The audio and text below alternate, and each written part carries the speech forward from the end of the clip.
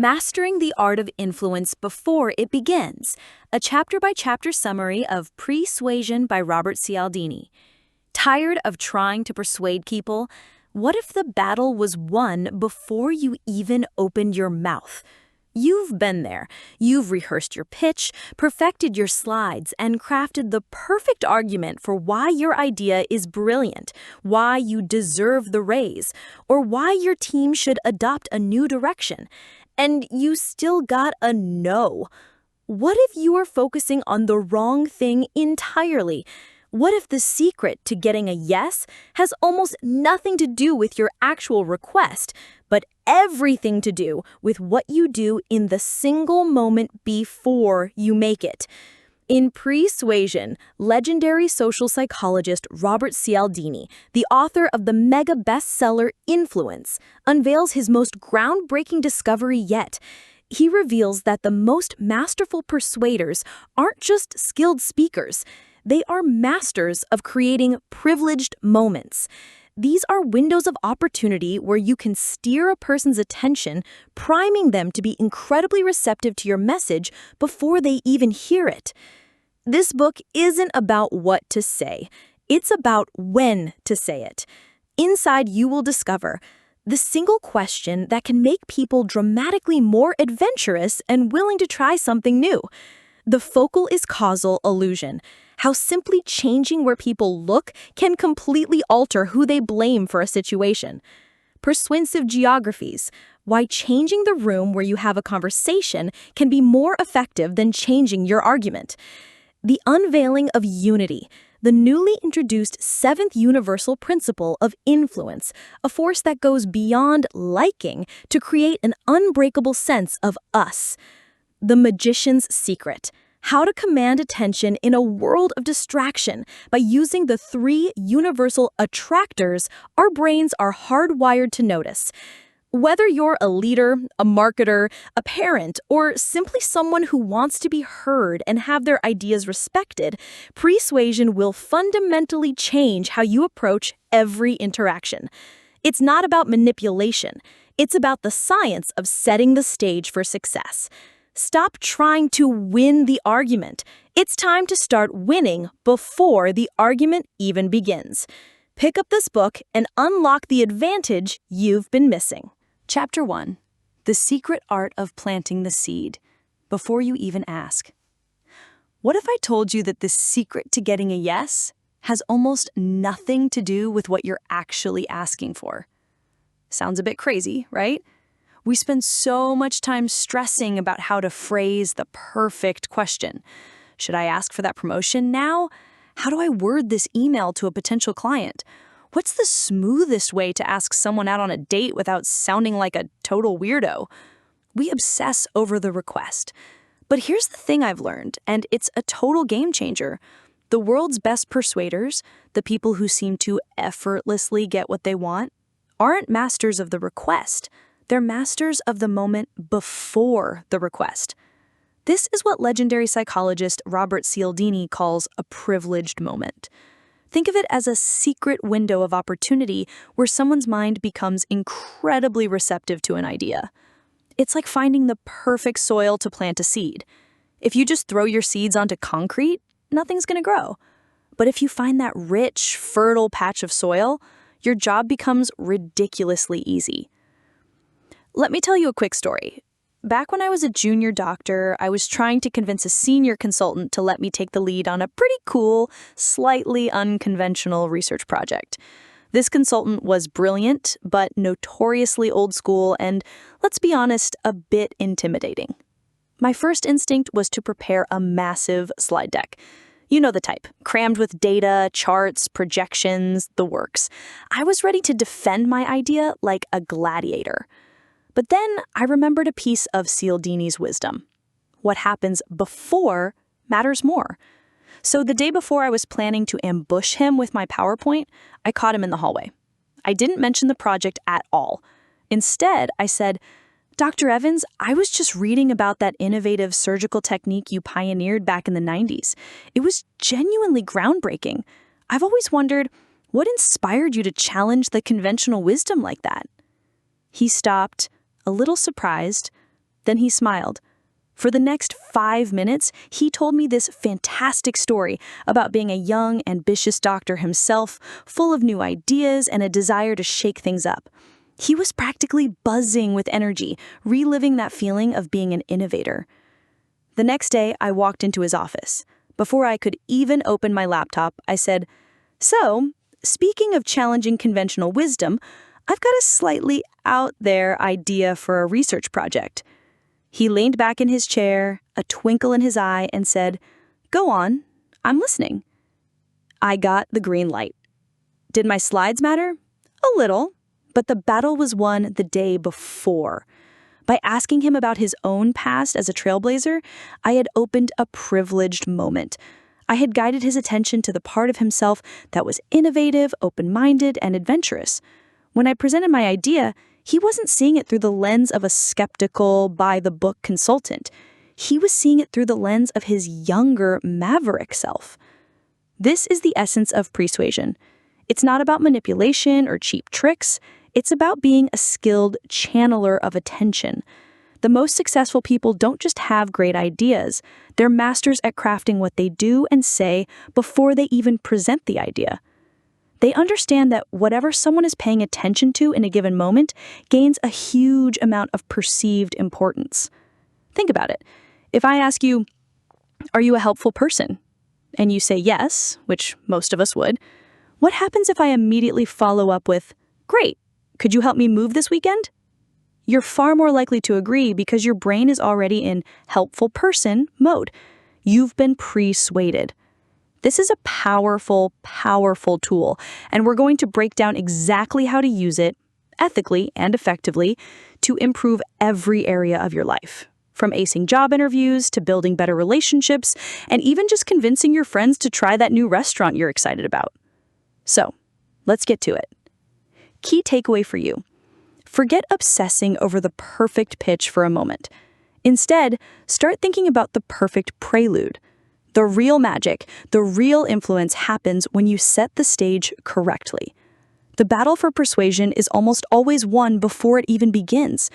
Your job is to become a master gardener of the mind, preparing the soil so your ideas can't help but flourish. Chapter 2. The Mental Highlighter, Turning Any Moment into a Privileged One. Have you ever had that feeling where you ask for something and the timing is just exquisitely, painfully wrong? I once tried to pitch a YouTube collaboration idea to a creator I really admired right after he had posted a series of tweets about how burnt out he was. Unsurprisingly, my enthusiastic email was met with a very polite but very firm, "No thanks, I'm swamped." My request was fine. The person was fine. The moment was a disaster. I had basically walked up to a man dying of thirst and tried to sell him a bag of sand. In the last chapter, we talked about the power of what happens before you ask. Now we're going to get into the fun part, how to actively create those perfect, privileged moments yourself. You don't have to wait for the stars to align. You can become an astrological architect. Think of it this way. At any given time, a person's brain is a busy room full of ideas, memories, and values.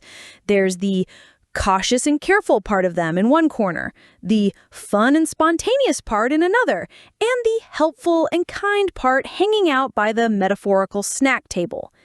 You can't change who is in the room, but, and this is the ridiculously powerful part, you can choose who you shine a spotlight on. This is what a persuasive question does. It's a mental highlighter. It doesn't write new text. It just makes a specific part of the existing text glow. Cialdini and his team ran this brilliant little experiment. Researchers went up to people and asked if they'd be willing to try a new soft drink. A pretty low-stakes request. But then they wanted to up the ante and ask for the person's email address for future marketing. A much bigger commitment. For one group, they just made the request cold. "Would you like to try this new drink and give us your email?" The success rate was, let's say, not great. But for the second group, they first asked a simple, persuasive question. Do you consider yourself an adventurous person? Most people, of course, want to see themselves as adventurous. It's a flattering trait. They'd say, yeah, I suppose I am, or sure, I like to try new things. Then, immediately after, the researcher would say, great, because we have an adventurous new drink we'd like you to try, and we'd love to get your email to let you know about other new things. The result? The number of people who agreed to give their email address shot up by a staggering amount. What happened there is pure magic. The adventurous question acted as that mental highlighter. It brought the person's inner explorer to the front of their mind. When the request came, they weren't answering as a busy person who doesn't want to give out their email. They were answering as an adventurous person, and adventurous people try new things. It created a tiny internal pressure to act consistently with this just activated identity. You can do this anywhere. Need help brainstorming? Don't start with, I'm stuck. Start with, you've always struck me as a really creative thinker. Can I pick your brain for a second? You've just highlighted their creative self. Asking for help on a project? Before the request, ask, are you generally a helpful person?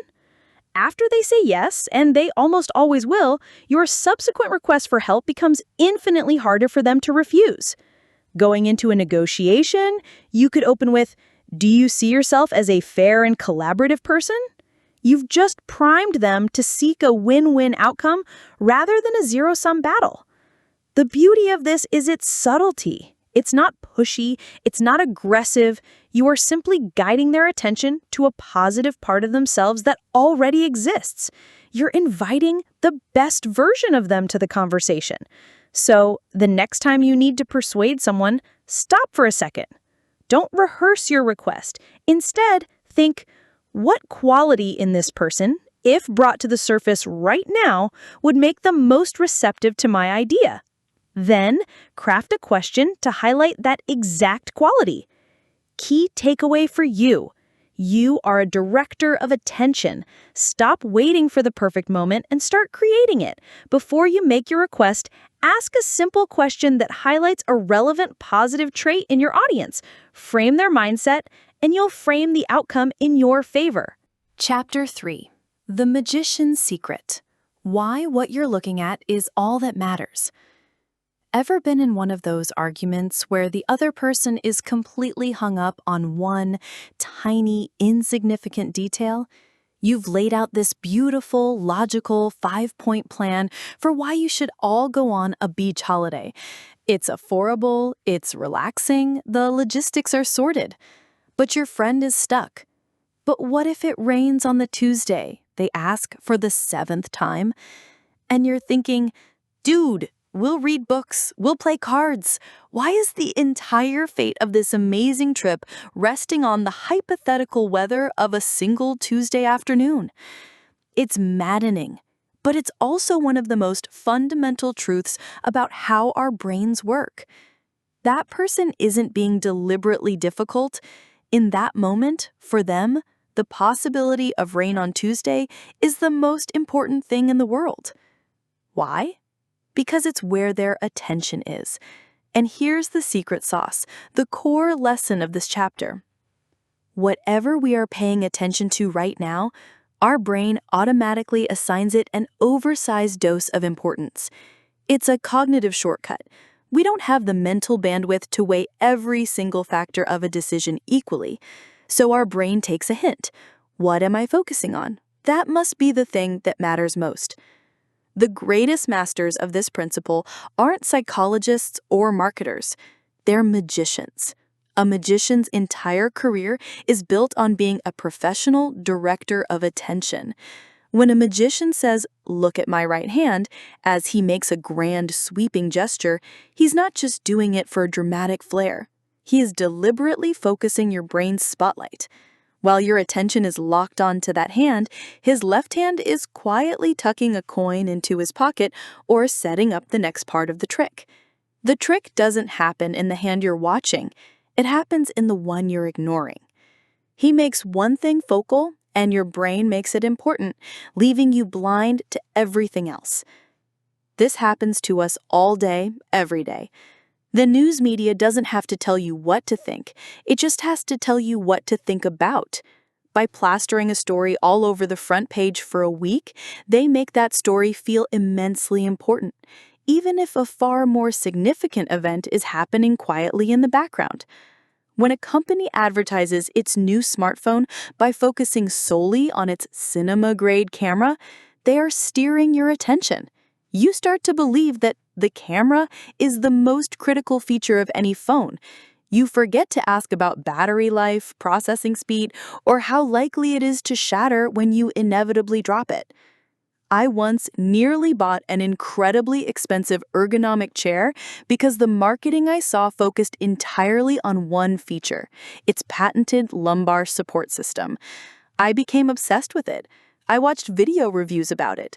I was so focused on that one feature that I completely ignored the fact that the chair had terrible armrests and a notoriously short lifespan. My attention assigned importance, and I almost made a very expensive mistake. This principle is the engine of persuasion. If you want to influence an outcome, you don't start by arguing the point. You start by directing the spotlight. Trying to get your boss to approve a new software purchase? Don't lead with the price tag. That focuses attention on the cost. Start by talking about the huge amount of time your team is currently wasting on inefficient processes. Direct their attention to the pain of the current situation. Once they feel that pain, the cost of the software is no longer an obstacle, it's a solution. You're not changing the facts. The price is still the price. The software is still the software. All you've done is act like a magician. You've guided their attention from the cost, a negative, to the problem it solves, a positive. You've changed what they're looking at, and in doing so, you've changed what matters. Key takeaway for you. Where attention is directed, importance is assigned. Stop trying to win the argument. Instead, learn to be the director of the conversation. To change someone's mind, you must first change what they are paying attention to. Chapter 4. The Blame Game. How to make a spreadsheet the bad guy. All right, picture this. You're watching the final play of a massive football game. The quarterback throws a perfect spiral, the receiver catches it in the end zone, and the crowd goes wild. Your team wins. The next day, who was on the cover of every newspaper? The quarterback and the receiver. In our minds, they are the cause of the victory. But wait, what about the offensive lineman who blocked a 300-pound beast of a man, giving the quarterback the extra half second he needed to make the throw? What about the coach who designed the play? Or the defensive player who made a crucial stop 2 minutes earlier? Their contributions were just as vital, but they weren't in the spotlight at the critical moment. And because of another fascinating shortcut our brain takes, they don't get the credit. This leads us to a powerful and slightly dangerous principle. What's focal is causal. In simpler terms, whatever we're focusing on, our brain automatically assumes it's the reason something happened. We don't just assign importance to what's in the spotlight. We assign it causality. We think it's the cause, the trigger, the agent of change. This is a huge deal. Let me give you a personal example. When one of my YouTube videos performs really well, the comment section is usually filled with things like, "Ali, you explained that so well," or "Great video, Ali." Because my face is the focal point, I'm the one on camera talking, viewers naturally attribute the video success to me. They don't see my amazing editor, Thomas, who spent hours cutting out my stumbles and adding the perfect graphics to make a point clearer. They don't see the person on my team who might have researched the topic, or the designer who created the thumbnail that made them click in the first place. Because I am the focal point, I am perceived as the sole cause of the video's quality. Sorry, team. Scientists demonstrated this in a mind-blowing study involving police interrogations. They showed people a video of a suspect confessing to a crime. When the camera was focused only on the suspect, viewers were certain the confession was genuine. They saw the suspect as the cause of his own confession. But when they showed another group the exact same interrogation, but with the camera angle focused on the detective, the results flipped. Viewers felt the confession was coerced and that the detective's aggressive questioning was the cause. Nothing changed but the camera angle. Nothing changed but the focal point. And yet, people's entire understanding of cause and effect, of guilt and innocence, was turned on its head. Now, how do we use this without becoming evil masterminds? This is one of the most useful tools for effective problem solving and management. Let's say your team is falling behind on a project. Morale is low. A bad manager might walk in and say, "Why are you all so behind schedule?" The focal point is you all. The team is now seen as the cause of the problem. Cue defensiveness and demotivation. A smart, persuasive leader does something different. They walk in and say, "Team, let's take a look at the software we're being forced to use. I'm seeing reports that it's crashing twice a day. That must be incredibly frustrating and has obviously put us in a tough spot. Let's figure out how we can work around its limitations." See the difference? The focal point is now the software. It's the bad guy. It's the cause of the delay. The team isn't the problem. They are fellow victims united with the manager against the problem.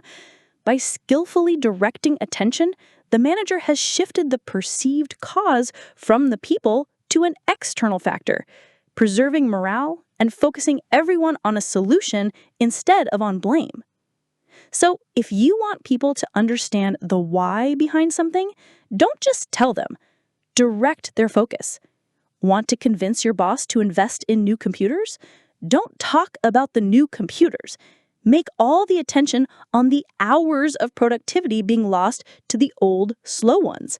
Make the old computers the cause of the company's problems. Want credit for a successful project? Don't just attach your name to the final report. In the presentation, make sure to put a spotlight on the specific, unique contributions you made. Make your actions the focal point, and they will be seen as the cause of the success. Key takeaway for you: you have the power to influence how people understand the reason things happen. To assign credit or solve a problem, direct the mental spotlight onto the feature you want to emphasize. Make that the focal point, and the brain will automatically connect it as the cause. Chapter 5. How to be more interesting than a notification. Let's be real for a second. You are currently in a war. It's a silent war fought in microseconds every single day. And your enemy is everything else. The notification that just buzzed on your phone, the email that just landed in your inbox, the smell of coffee brewing down the hall, the squirrel doing something hilarious outside your window. In a world of infinite distraction, the most valuable currency isn't money or time, it's attention. If you can't capture that initial flicker of focus, your brilliant message, your game-changing proposal, your life-altering advice, it's all dead on arrival. So how do you win? How do you become the signal in the noise? Luckily, our brains come with a built-in cheat sheet. Our ancient lizard brain hardware is hardwired to snap to attention for a very specific, very short list of things. Cialdini calls them the attractors. These are the commanders of attention, the things we are physically incapable of ignoring. If you want to grab someone's focus, these are your magnets. There are 3 big ones. 1, the dangerous. Imagine you're walking through a forest. You'll notice the pretty flowers, sure, but if you hear a twig snap behind you, your entire being focuses on that sound. Is it a predator? A threat? Your survival brain hijacks everything else. This is our most powerful attractor. We are wired to pay immediate, undivided attention to potential threats. The news knows this. It's why headlines are always about crises, conflicts, and catastrophes. The stock market is plummeting is infinitely more clickable than the stock market is behaving normally today. How do you use this ethically? You don't need a fearmonger. You just need to frame your message around solving a problem or avoiding a pitfall. Weak. How to improve your study habits. Stronger. The #1 mistake that's sabotaging your revision. Weak. A proposal for a new project management system. Stronger. An analysis of the workflow bottleneck that's costing us 10 hours a week. By highlighting the danger, the mistake, the bottleneck, you grab the brain's attention. Then your message becomes the welcome solution, the path to safety. 2. The attractive. Okay, let's just say it. Sex sells, and Cialdini is very direct about this. Imagery and language related to romance and attraction are powerful attention grabbers. It's wired into our DNA to seek connection and partnership. But this isn't just about putting a supermodel in a car commercial. It's about a broader principle of attraction and social connection. We are deeply interested in things that will make us more liked, more respected, and more connected to others. A skincare ad isn't just selling clear skin. It's selling the confidence that comes with it. A course on public speaking isn't just selling communication skills. It's selling the ability to be seen as a leader. When your message can tap into that fundamental human need to be a better, more attractive version of ourselves, in the broadest sense of the word, people will stop and listen. 3. The novel. Why do we feel an almost irresistible urge to check that notification? It's the allure of the new. What is it? Who's it from? Is it an opportunity? Is it gossip? Our brains are wired for curiosity. Novelty, new information, new ideas, new gadgets signals a potential opportunity or threat that we need to assess. It's why the word secret or new update is so powerful in a title. I live and breathe this on YouTube. If I make a video called My Productivity System, it will do okay. If I call it My New 500K Productivity System, the 2025 update, it will do phenomenally better. The novelty and specificity create an information gap that people feel compelled to close. You can use this by framing your message as a new discovery. I just learned something that completely changed how I think about a mystery. There's a reason why some people succeed and others don't, and it's not what you think. An update. Here's the new way we should be approaching this problem. These 3 forces, the dangerous, the attractive, and the novel, are the gatekeepers of attention. Your first job, before you even think about persuading, is to get past them. Key takeaway for you. To get your message heard, you first need to win the war for attention. Your first sentence, your subject line, your opening slide must tap into one of the brain's ancient alert systems to frame your message around solving a threat, improving social standing, or revealing something new to earn that first crucial second of focus.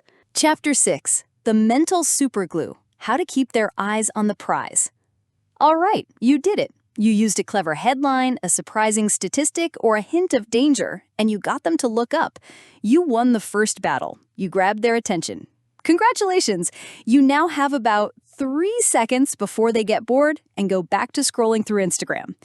Grabbing attention is like getting a match to light. It's a bright, flashy moment.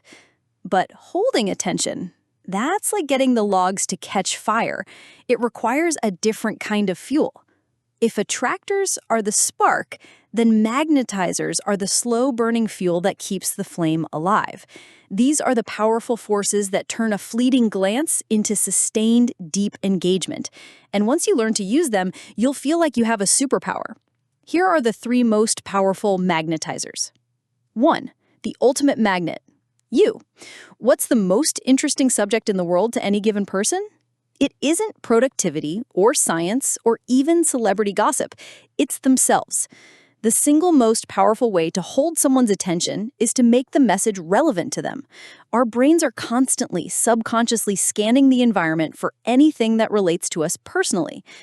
The moment something connects to our lives, our problems, our ambitions, we are locked in. This is why in my videos, I try to talk directly to you. I don't say, it's important for people to manage their time. I say, here's how you can get back an hour of your day. I don't say, this book is good. I say, this book will change the way you see the world. The word you is a magnet. So are things that directly relate to a person's identity, their family, or their work. When you're talking to someone, don't just present information. Frame it in the context of their world. Constantly answer their unspoken question. What's in it for me? If you can do that, they will hang on your every word. Number 2, the cliffhanger, the power of the unfinished. Have you ever told yourself, just one more episode at 1 a.m., even though you have to be up in 5 hours? Of course you have. You're human. Why is that pull so strong? It's thanks to a psychological phenomenon called the Zeigarnik effect. Our brains have a deep, nagging aversion to incomplete tasks or unresolved stories. An open loop creates a kind of mental tension that begs to be closed. TV showrunners are absolute masters of this. They end every episode on a cliffhanger, so your brain stays hooked during the commercial break or for an entire week. You can use this exact technique to magnetize your audience's attention. In an email, I've discovered 3 critical mistakes in our current strategy. The first one is, and then you explain it. People will be desperate to hear the other 2. In a presentation, we'll get to the solution in a moment, but first you need to understand the surprising reason why the problem started. When telling a story, start at the end. I'm about to tell you how I ended up giving a presentation to a CEO while wearing one shoe. It all started a week earlier. Who wouldn't stick around to hear the rest of that story? By structuring your message as a series of reveals, you create an itch that your audience needs you to scratch. Number 3, the mystery, the joy of the aha moment. Humans are not passive consumers of information. We are active problem solvers. We love a good puzzle. A mystery ignites our curiosity and makes us lean in, wanting to figure it out. Instead of just presenting a conclusion, present the puzzle that leads to it. Start with a question, a surprising outcome, or a contradiction. Don't just say, we should invest in marketing campaign A. Instead, start with, Campaign A and Campaign B had the exact same budget and were run by equally talented teams. So why did Campaign A generate 10 times the profit? Let's dig in. You've just transformed a boring statement into an engaging detective story. You're not just lecturing your audience, you're inviting them to join you on a journey of discovery. They will pay closer attention because they want to follow the clues and experience that satisfying aha moment when the puzzle is solved. This is the entire foundation of my deep dive videos. We start with a question and spend the video solving the mystery together. Key takeaway for you. Grabbing attention is a start, but holding it is an art. To keep your audience engaged, stop just talking at them. Make the message about them. Structure your information like a Netflix series, leaving them on a cliffhanger. And present your ideas not as statements, but as mysteries you can solve together. Do this, and you'll go from just being another voice to being the only one they want to listen to. Chapter 7. The Invisible Plus One. Why your ideas are judged by the company they keep. Let's be honest. When you see the Apple logo, you don't just see a piece of fruit. You feel something. A whole constellation of ideas instantly lights up in your brain. Innovation, clean design, simplicity, premium quality, creativity. You don't have to think about it. It just happens. The logo and those concepts are fused together. Now, think about the last time you saw a really clunky, generic 90s-style corporate logo. What do you feel? Outdated, slow, complicated, cheap. This is the power of association, and it runs your life way more than you think. Our brain is a giant, hyper-efficient linking machine. It doesn't store information in neat, isolated folders. It stores it in a massive, chaotic, interconnected web. When you activate one node in the web, everything connected to it starts to glow. Cialdini's work shows that this isn't just about big brands. We can architect these associations on the fly. You can make your own ideas feel like an Apple product instead of a clunky old PC. The core idea is this. Your message never shows up alone. It always has an invisible plus one with it. the context, the environment, the imagery, the words you used right before you said it. And people will judge your message based on the friend it brought to the party. One of the most famous studies that demonstrates this is so simple it's almost funny. Researchers set up a display in a wine shop. On some days, they played classic French accordion music in the background. On other days, they played traditional German beer hall music. The result? On the French music days, sales of French wine skyrocketed. On the German music days, sales of German wine shot up. The shoppers had no idea this was happening.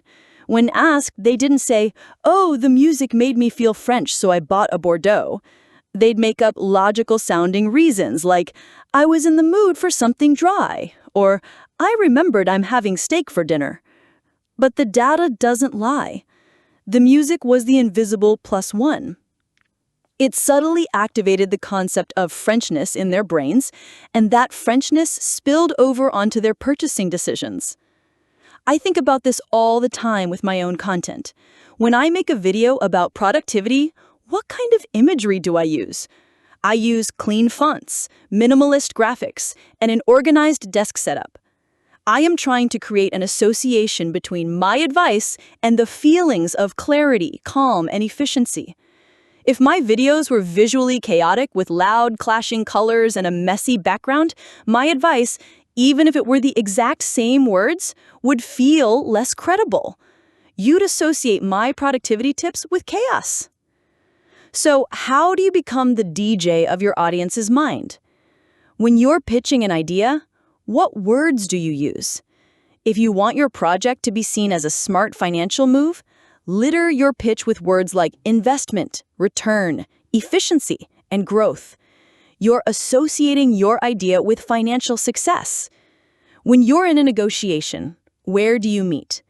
Cialdini points out that studies show people become more warm and agreeable when they're physically holding something warm, like a cup of coffee. The physical sensation of warmth gets associated with emotional warmth. Meeting at a cozy coffee shop is better than a sterile, cold boardroom. When you're creating a presentation, what's your first slide? Don't start with a boring agenda. Start with an image that evokes the feeling you want to create. If you're pitching an innovative idea, start with a picture of a rocket ship or a brain full of light bulbs. You're associating your message with innovation before you even say a word. The links in our brain are built through simple pairing. If A is repeatedly seen next to B, our brain soon treats A as if it is B. Your job is to be the strategic matchmaker. Key takeaway for you. The associations people have with your message will color their perception of it. Your message never shows up alone. Be deliberate about the music, the imagery, the words, and the environment surrounding your core idea. Build positive and relevant associations to enhance your persuasive efforts. Chapter 8. The Home Field Advantage. How your sofa can be your secret weapon. Think about the last time you had a really important, slightly terrifying conversation. Maybe it was a job interview or asking for a raise. Where did it happen? Chances are it was on their turf. You're probably sitting in a stiff, unfamiliar chair across a big, imposing desk in a sterile office that had all the personality of a printer manual. How did you feel? Confident? Creative? Powerful? Or did you feel like a nervous guest who was one wrong word away from being escorted out? Now imagine that same conversation, but this time, you're both sitting on comfortable sofas in a cozy corner of a coffee shop, steaming mugs in hand. Or maybe you're walking side by side in a park. Does the dynamic feel a little different? Does the power balance feel a little more even? Of course it does. And that's not just a vibe. It's a scientifically validated principle. The physical and psychological space where a message is delivered can be just as persuasive as the message itself. Cialdini calls this persuasive geographies, but I like to think of it as creating a home field advantage, no matter where you are. Our surroundings are constantly whispering things to our subconscious mind. They're priming us, setting our mental stage, and associating our current experience with all the other times we've been in a similar place.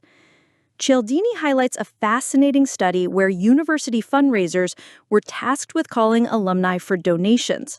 One group made their calls from a standard, generic call center office. They did okay. But the second group? The researchers had them make their calls from a university classroom. Nothing else was different. Same script, same list of people. The result? Donations went through the roof. Why? Because the environment did the persuasion for them. Sitting in a classroom subtly reactivated the identity of being a student. It brought back memories of learning, of personal growth, of the positive experiences they had at the university. When the call came, the alumni weren't just being asked for money, they were being reminded of a meaningful part of their identity. The geography made them feel more connected and more generous. This is a complete game changer when you realize you can apply it everywhere. You can choose your environment to prime the exact mindset you want. Want to encourage creativity and collaboration? Don't sit opposite each other at a long rectangular table like you're negotiating a treaty. That primes competition. Sit at a round table, or even better, sit side by side looking at a whiteboard. This geography primes teamwork and shared problem solving. Need to have a difficult, personal conversation?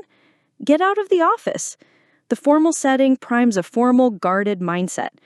Go for a walk or sit in a comfortable, warm space.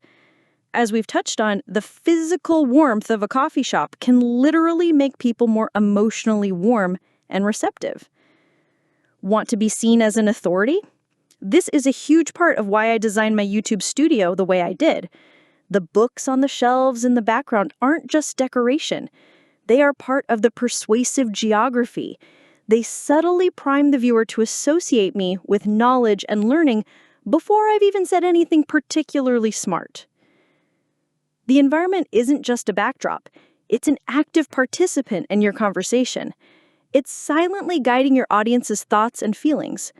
So the next time you have an important message to deliver, don't just think about what you're going to say.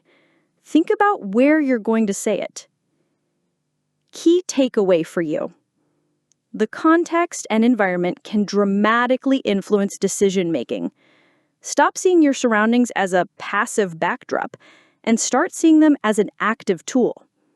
Optimize your physical and psychological geography, the room, the seating arrangement, even your Zoom background, to align with your persuasive goals and give yourself a powerful home field advantage.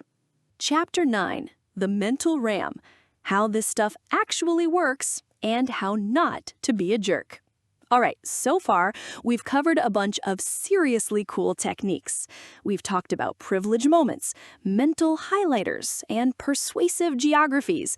And if you're anything like me, part of your brain is buzzing with the possibilities, while another, more skeptical part is asking, but why does this work? Is it just a collection of clever party tricks? This is the chapter where we pull back the curtain and look at the actual wiring. Understanding the mechanics isn't just for academic curiosity. It's what separates the person who can follow a recipe from the chef who can invent new dishes. It's the key to using these tools flexibly, powerfully, and most importantly, ethically. Here's the core mechanism in one simple analogy. Pre-suasion is like loading the right program into your brain's RAM. Think of your conscious attention as your computer's RAM. It's incredibly fast and powerful, but it has a very limited capacity. You can only run a few applications at once. The rest of your knowledge, memories, and values are stored away on the hard drive. They're all there, but they're not immediately accessible. Pre-suasion works by being a clever user. It doesn't try to install a brand new giant program, i.e. change someone's entire belief system. That's hard and takes forever. Instead, it just quietly and skillfully preloads a small existing program from the hard drive into the RAM. When a researcher asks, "Do you consider yourself an adventurous person?" They are reaching into the person's hard drive of identity and double-clicking on the file named adventurous_u.exe. That program is now loaded into the person's mental RAM. It's open, running, and at the front of their mind. So when the request comes, would you like to try this adventurous new drink? The brain doesn't have to go searching the whole hard drive for an answer. It just uses the program that's already running. The decision becomes easy, almost automatic. It's simply aligned with the concept that is most accessible in that moment. That's it. That's the secret. Pre-suasion works by making a desired concept temporarily easy to reach. It creates a path of least resistance for the brain to follow. The big but, the ethical guardrails. Now, as soon as you understand this mechanism, you realize how powerful it is. And with great power comes the need for, well, not being a manipulative jerk. This isn't about tricking someone into doing something they will later regret. Using persuasion unethically is like building a business on a foundation of lies. It might work in the short term, but it will eventually crumble, taking your reputation and relationships with it. The ultimate goal is to create a win-win, where you achieve your objective and the other person is genuinely happy with their decision. That's how you build trust, which is the most magnetic persuasive tool of all. Key takeaway for you. Persuasion isn't magic, it's mechanics. It works by strategically directing attention to concepts that already exist, making them more accessible in the mind and aligning them with your message. Use this power to illuminate the truth and create genuine agreement, not to deceive. Chapter 10. The 6 Superhighways of Influence and How to Open the On-Ramp. Okay, so we've established that we need to be masterful directors of attention. We know we need to choose a concept, load it into the other person's mental RAM, and make it the focal point before we make our move. But that leads to the million-dollar question. What concept do you choose?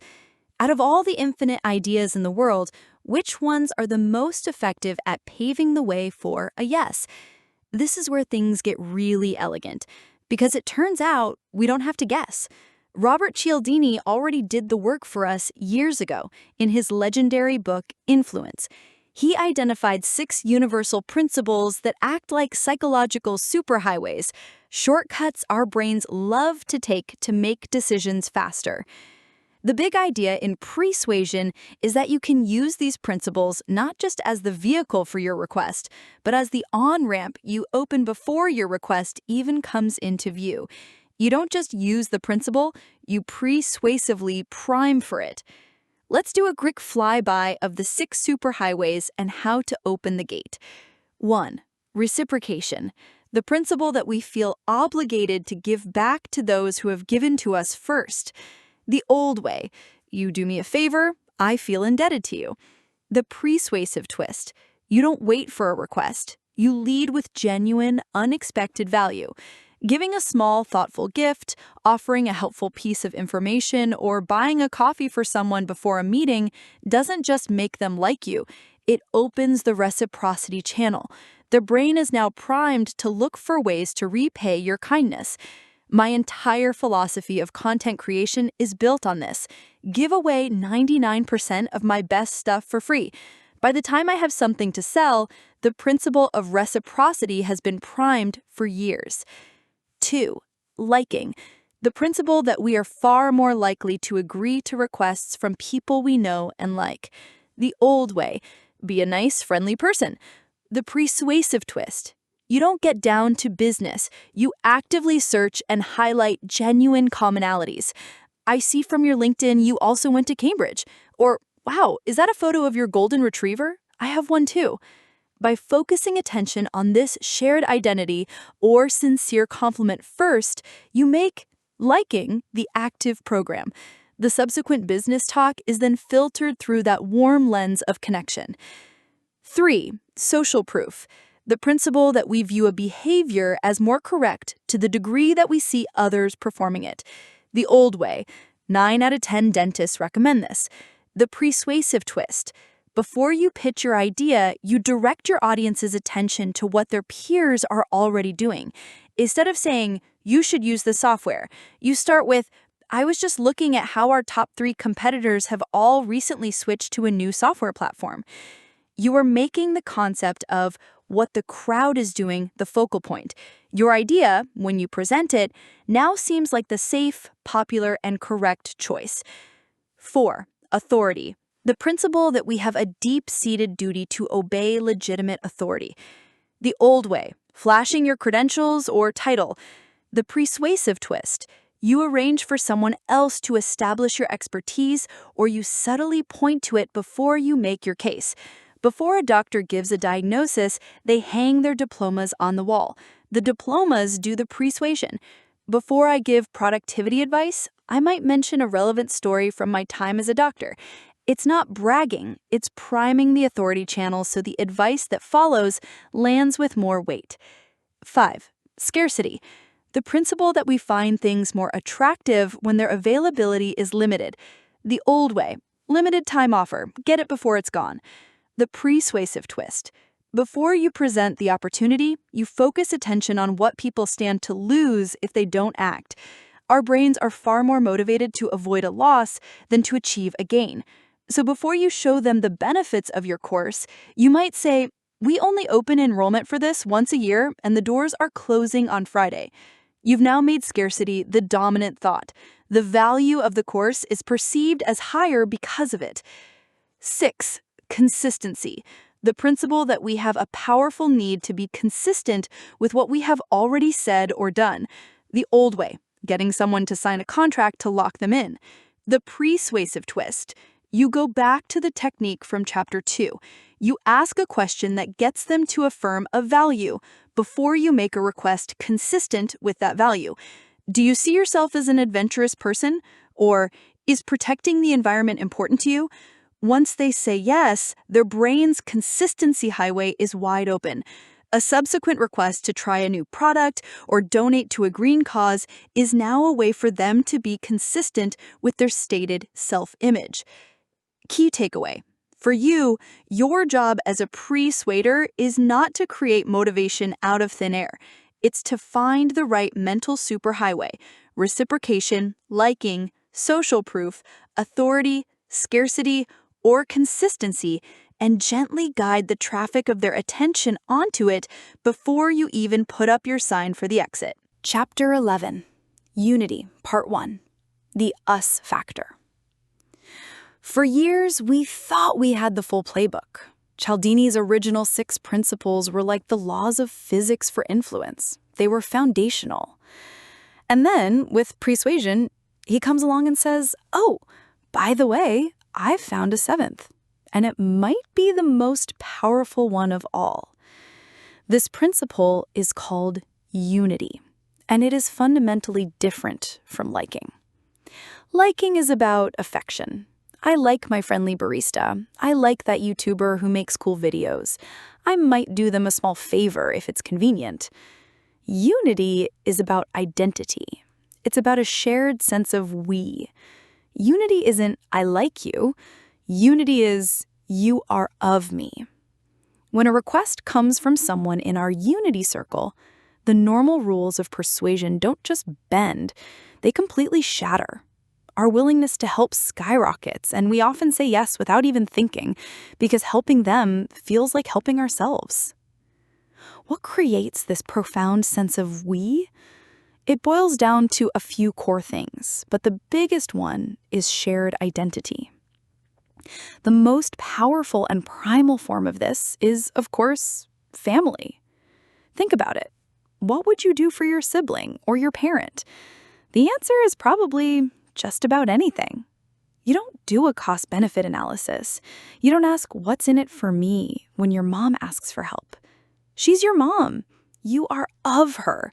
It's an unbreakable we. But this principle extends far beyond blood ties. Another powerful source of unity is place. When I was at Cambridge University, I went through 6 years of intense, grueling medical training. It was a shared struggle that forged an incredibly strong bond between me and my fellow medics. To this day, if someone reaches out to me and says, "Hey, Allie, I was a Cambridge medic a few years behind you," they have my immediate, undivided attention. It's an instant sense of unity.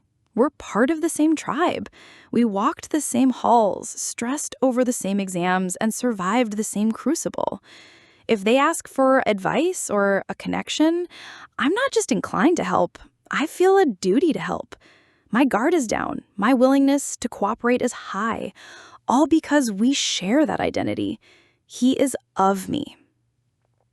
This is why people feel such a strong connection to those from their hometown, their home country when abroad, or even those who support the same underdog sports team. It creates a we in a world of them. The persuasive play here is to bring that shared identity to the forefront of attention before you make a request. Before asking for a favor from a fellow alum, start the conversation by reminiscing about a shared professor or a memorable campus spot. You're activating the we of your shared place. When meeting someone from the same hometown, lead with that. No way, you're from Birmingham too? Small world. You've just established a unity connection that makes any subsequent interaction warmer and more cooperative. This is more than just finding common ground to be likable. Liking is about rapport. Unity is about kinship. It taps into our most ancient tribal instincts to support and protect our own. When you can genuinely find and highlight a shared we, you're no longer an outsider asking for something. You're a member of the family. And for family, the answer is almost always yes. Key takeaway for you. Look beyond simple liking and search for genuine points of unity. Emphasizing a shared identity, whether it's based on family, place, or a deeply shared experience, is one of the most powerful forms of persuasion because it transforms the dynamic from me versus you to simply us. Chapter 12, Unity, Part 2, The Rhythm of We. Have you ever been at a concert surrounded by thousands of people, all singing the lyrics to the same song at the top of your lungs? In that moment, something incredible happens. The people next to you aren't strangers anymore. You're not just a crowd, you're a choir. You're a single voice. You feel a deep, unspoken connection to everyone around you. You are moving and creating something together in perfect unison. That feeling? That's the second form of unity, and it's one of the most powerful persuasive forces on the planet. In the last chapter, we talked about the power of a pre-existing shared identity, being from the same town or going to the same university. This chapter is about how you can actively create that profound sense of us in real time through the power of acting together. When we engage in a shared action with others, especially if it's synchronized or co-creative, the psychological barriers between me and you begin to melt away. Our sense of self literally expands to include the people we're acting with. I saw this constantly in medical school. You could have a group of 4 students who barely knew each other, but after pulling an all-nighter together, hunched over the same textbook, quizzing each other, and collectively struggling to understand a complex metabolic pathway, something changed. We weren't just individuals studying. We became a single, multi-brained organism trying to defeat an exam. The next day, the trust and rapport within that group were off the charts. We had acted together in a shared struggle. Cialdini points to even more fundamental examples. Studies on music and movement show that when people simply tap their fingers in sync with someone else, they are dramatically more likely to be helpful and cooperative toward that person immediately afterward. The shared rhythm created a momentary we. The most powerful form of acting together is co-creation. This is a massive lesson for anyone who needs to get buy-in on an idea. The old model of influence is to polish your idea to perfection in isolation, then present it as a finished masterpiece ready for judgment. The unity model flips this on its head. The next time you need to persuade your boss or your team, don't walk in with a finished product, walk in with a sketchbook. Instead of saying, "Here is my completed plan," you say, "I've got the start of an idea, and I know it's not perfect. I was really hoping you could help me build it out." What have you just done? You've shown vulnerability and respect for their opinion. You've transformed them from a passive judge into an active co-creator. Now you're not on opposite sides of the table. You're on the same side, looking at the same whiteboard, solving the same puzzle. As they contribute ideas, the plan is no longer just your plan. It becomes our plan. And people don't argue against their own ideas. They defend them. They champion them. They are invested in seeing them succeed because they are now part of their identity. By asking them to act together with you, you have created a powerful sense of unity. You have literally recruited them to persuade themselves. Key takeaway for you. To build the ultimate form of rapport and influence, don't just tell, collaborate. Acting in unison, especially through co-creation and shared problem-solving, dissolves the boundaries between individuals. It fosters a deep sense of us and makes people not just receptive to your ideas, but true partners in bringing them to life. The final chapters: how to play the long game and make sure your wins actually stick. So you've made it. You've learned how to channel attention, how to create privileged moments, how to leverage the superhighways of influence, and how to build a profound sense of us. If you've been following along, you're now equipped with a toolkit that can genuinely change your interactions and your outcomes. But before you run off to become the most persuasive person in every room, we need to talk about the two final crucial pieces of the puzzle: the ethical guardrails and the follow-through. Think of it this way.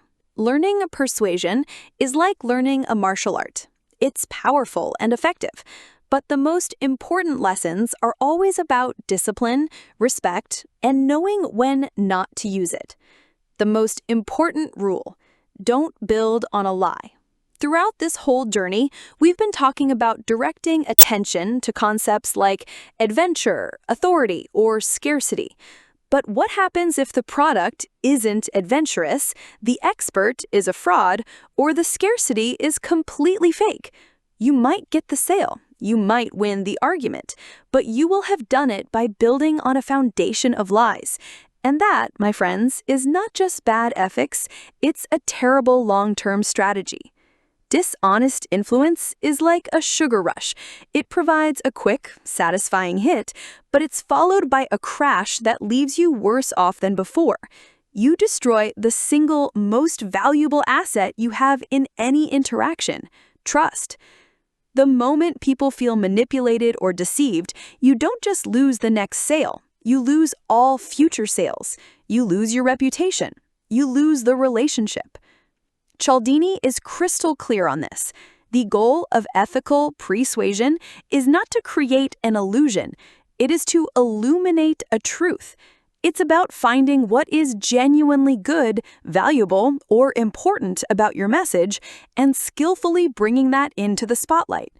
If your project will genuinely save the company money, it's ethical to persuasively focus on the pain of the current waste.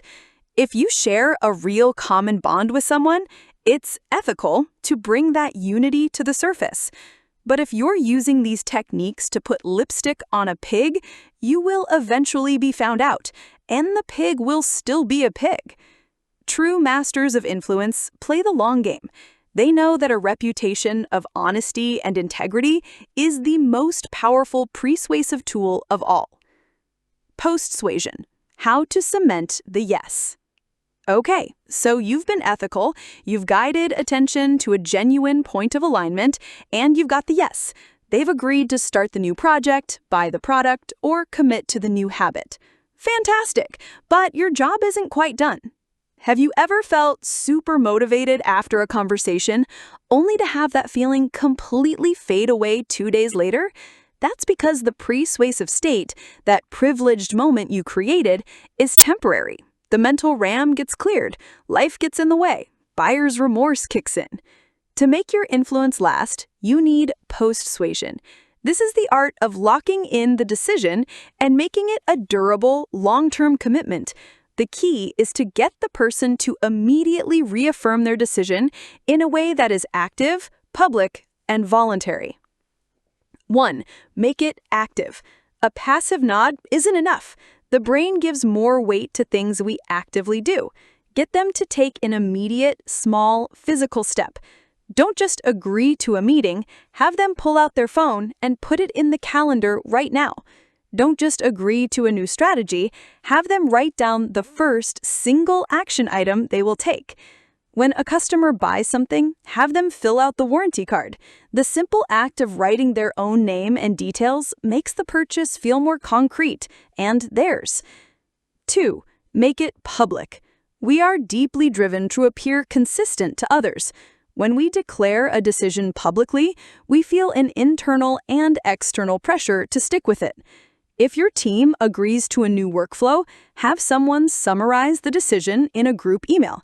It's now public record.